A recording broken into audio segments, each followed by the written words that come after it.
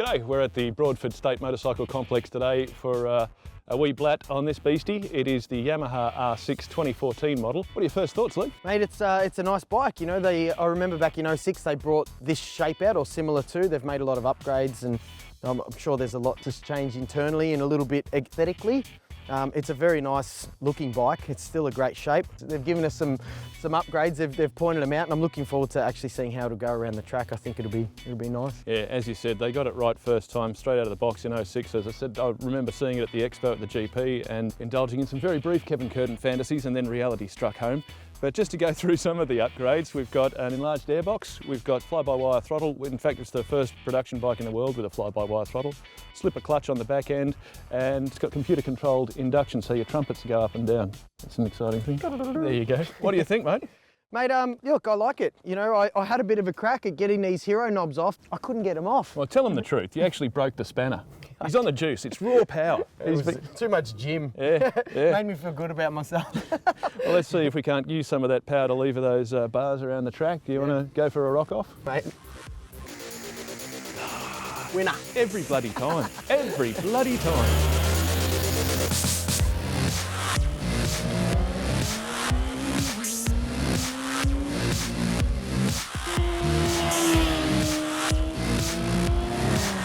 And here he comes, our resident stunt rider and soon to be again racer, and the adrenaline no doubt pumping. What do you think, mate?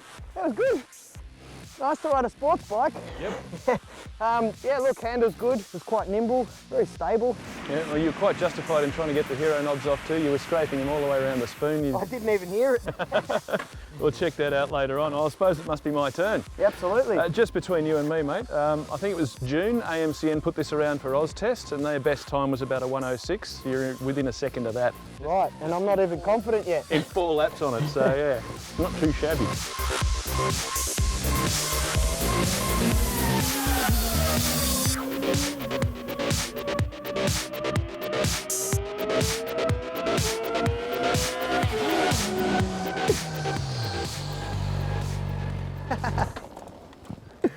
Hey mate, how'd you go?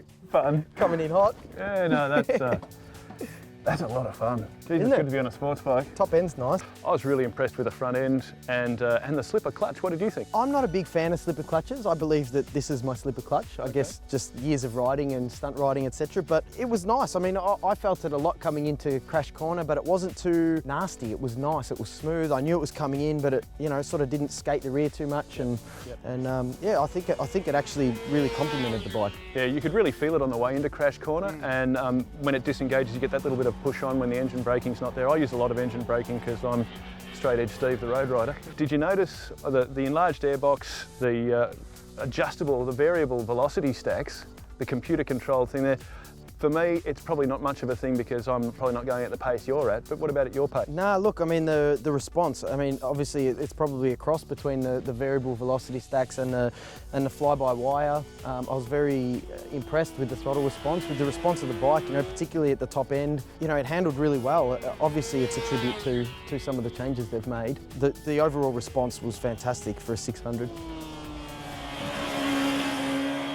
Felt like a very powerful 600. The connection between the throttle and your brain was pretty seamless. So they've done a good job on the 14 model, which may just look like a facelift, but there has been some engineering beneath the scenes.